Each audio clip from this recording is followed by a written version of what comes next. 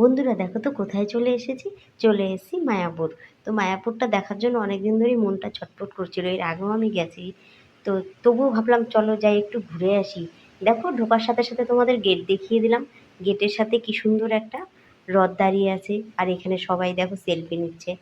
এই দেখো কি সুন্দর বিশ্রাম ঘর, সবাই বিশ্রাম নিচ্ছে। মানে মায়াপুরে গেলেই মনটা মনে করো অন্যরকম হয়ে যায়, জানো তো।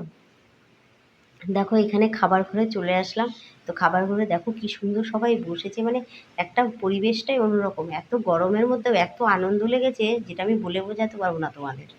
তো দেখো সবার প্রথমে দেখো সবাইকে কি সুন্দর থালা দিয়ে দিয়েছে, আর গোবিন্দর প্রসাদ মানে কি বলবো, এর তুলনা হয় না।